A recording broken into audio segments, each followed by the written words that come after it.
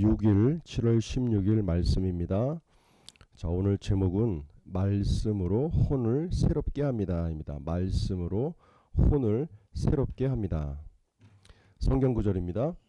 너희는 이 세대를 본받지 말고 오직 마음을 새롭게 함으로 변화를 받아 하나님의 선하시고 기뻐하시고 온전하신 뜻이 무엇인지 분별하도록 하라. 로마서 12장 2절입니다. 우리가 거듭날 때 어느 부분이 새로워진 것일까요? 영, 혼, 몸, 아니면 전부 다 새로워진 것일까요? 새로워진 것은 바로 우리의 영입니다. 그리고 혼과 몸은 아직 옛날 그대로입니다. 새롭게 된 나의 영이 활동적으로 일하기 위해서는 우리의 혼도 변화되어야 합니다. 우리의 영은 하나님의 말씀으로 태어났다고 성경은 우리에게 말해주고 있습니다. 여러분은 다시 태어났습니다. 그것은 썩을 씨로 그렇게 된 것이 아니라 썩지 않을 씨, 곧 살아계시고 영원하신 하나님의 말씀으로 그렇게 되었습니다. 베드로전서 1장 23절이죠. 그러므로 우리는 우리의 생각을 하나님의 말씀으로 새롭게 해야 합니다. 하나님의 말씀은 살아있고 힘이 있으며 양날선 어떤 칼보다도 더 예리해 혼과 영과 관절과 골수까지 찔러 쪼개기까지 하며 마음의 생각과 의도를 분별해냅니다. 히브리서 4장 12절입니다. 어떻게 말씀으로 혼을 새롭게 하나요? 하나님의 말씀을 계속해서 고백함으로 우리의 생각을 하나님처럼 생각할 수 있도록 바꿔야 합니다. 파블로프라는 과학자가 한 가지 실험을 했다고 합니다. 개에게 밥을 줄 때마다 종으로 들려준 것입니다. 계속해서 반복하니 나중에는 밥을 주지 않고 종소리만 들려주었는데도 개는 밥을 먹는 줄 알고 입에 침이 고였다고 합니다. 개는 이제 무의식적으로 눈에 보이지 않아도 종으로만 종소리만 들으면 밥이 나온다고 믿게 된 것입니다. 바로 이렇게 우리의 혼이 어떤 상황을 만났을 때 자동적으로 말씀으로 반응할 수 있게 반복적으로 말씀을 고백해야 합니다. 아멘. 우리가 어떤 상황을 만났을 때 바로 자동적으로 말씀에 반응할 수 있도록 항상 말씀 속에 고백하며 우리가 살아가야 한다, 이렇게 말하고 있습니다. 우리를 움직이는 것은 의식적인 부분일까요? 무의식적인 부분일까요? 우리 인간의 마음과 정신세계엔 무의식이라고 하는 세계가 있다고 과학자들이 말하고 있습니다. 이 무의식적으로 내가 의식하여 생각하거나 의식하지 않고도 무의식적으로 반응하여 나온다라고 얘기합니다.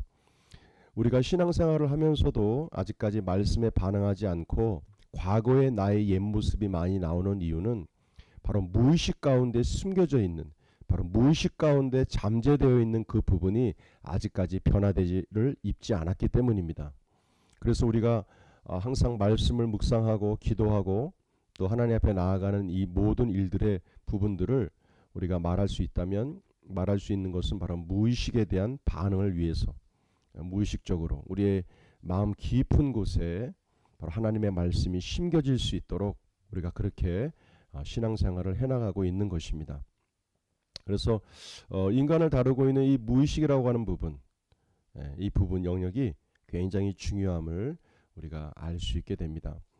자, 말씀으로 혼을 새롭게 합니다 라고 되어 있는데, 우리가 예수를 그리스도를 믿음으로 거듭난 우리들이죠. 우리들은 거듭났습니다. 새롭게 태어났다라는 겁니다.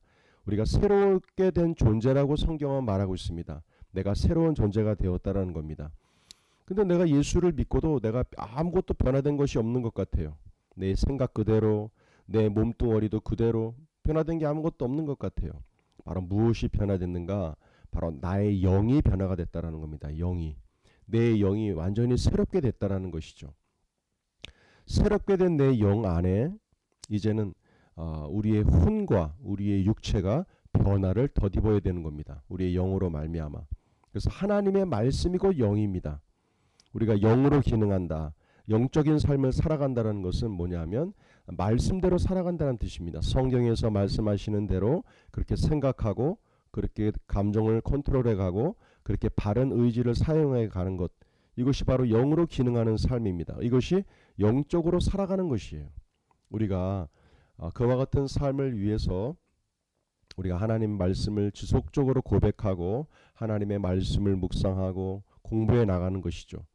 과거의 나의 살았던 모습들을 변화시켜야 되는데 바로 우리가 하나님의 말씀의 교육을 통해서 우리의 마음을, 우리의 생각을 항상 새롭게 하나님의 말씀대로 해나가는 것, 이것이 진정한 중요한 훈련임을 우리가 볼 수 있게 됩니다. 우리의 혼을 새롭게 해야 합니다. 말씀으로. 자, 우리 같이 문제풀이 봅니다. 혼을 새롭게 하는 방법은 무엇입니까? 하나님의 말씀을 지속적으로 공부하고 묵상하는 법입니다. 나의 생각을, 과거에 했던 생각들을 하나님의 말씀대로 생각하는 이와 같은 훈련들을 우리가 계속해 나가야 합니다.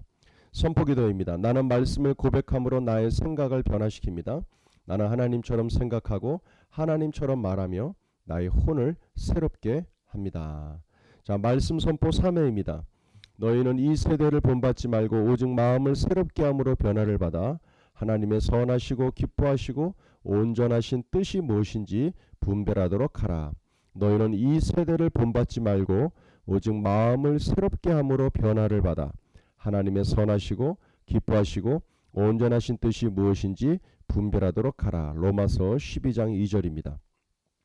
짝꿍 기도입니다. 몸은 하나인데 많은 지체가 있고 몸에 지체가 많으나 한 몸인가 같이 그리스도도 그러하니라. 고린도전서 12장 12절입니다. 7월달 짝꿍들을 위해서 지속적으로 기도해 주시기를 바랍니다.